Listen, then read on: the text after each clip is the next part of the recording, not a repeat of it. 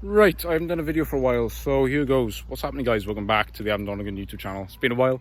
Guys, I'm going to talk about my experience with intrusive thoughts in regards to anxiety disorder. It's pretty mad to say that I once was afraid of my own thoughts. Now, the nature of my thought, obviously I'm not going to go into the content because it was quite silly, to be honest with you, and it doesn't really matter what the content of the thought is. Of course, in regarding to anxiety disorder, I think a lot of people can have intrusive thoughts about physical symptoms, about their heart palpitations. Is this the onset of a heart attack? Is it this time? Am I having a brain hemorrhage from all the intrusive thoughts? Because I've had, sometimes, in my anxiety journey, you can have such bad intrusive thoughts to the point where you can't think or concentrate clearly. You can get headaches. You can get I've almost felt as if there's like an iron rod around my head. It's just insane. But really, guys, let's just get right into how to recover from this and how to respond to intrusive thoughts. Now, the nervous system is a very interesting one. When we look at, in regards to anxiety disorder, how is an anxiety disorder created? Well, it's created through your resistance towards anxious sensations. And your fear of them is what drives anxiety on to get stronger, and you create a feedback loop to your mind and your brain to say that this certain symptom is dangerous and has to be avoided at all costs. So let's say I was having intrusive thoughts about whether or not I'm going to have a heart attack, or for some people, which is pretty mad, and I'm very, very blessed that I hadn't suffered with this. Even though my anxiety was really, really strong last year or a couple of months ago. Well, I've been pretty good because I've had the right information. I've been responding correctly. But let's say a person has a terrible intrusive thought about their heart. Oh my goodness, because a lot of people with anxiety, I've experienced this, where your heart is palpitating so hard that you could have a little bit of pain under the heart. Now, if you read Claire Week's books on palpitations, on anxiety, but one of the chapters is about palpitations.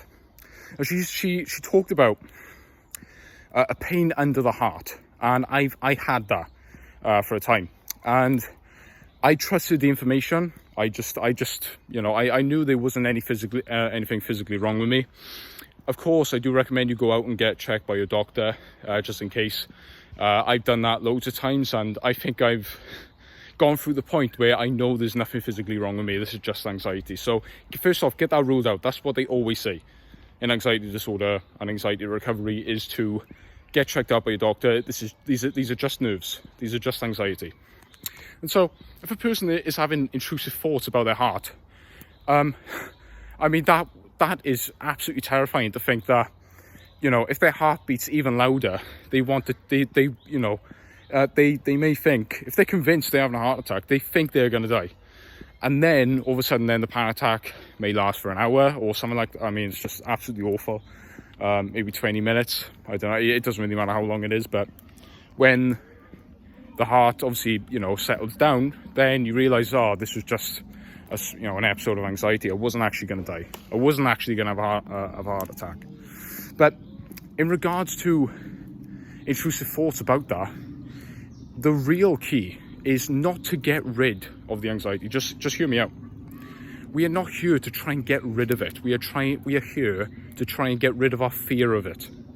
Because ultimately, we cannot switch off the fight or flight response straight away, but we can switch off the second fear to them. Let me explain. Claire Weeks has an amazing metaphor. Really, well, it's not even a metaphor, it's just the truth about anxiety, that the fear of anxiety is what drives it on.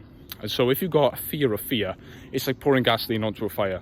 If you demand more of the fear, if you say, fear, you can do what you want. You're welcome here. There's no problem you being here. You do your worst. That's like pouring water on the hot fire of fear.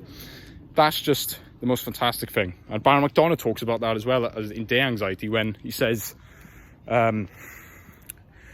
about, he talks about, if you want to end panic attacks fast, actually, try to make them worse. Now, first off, that just makes no sense to a person who hasn't got the right information regarding anxiety.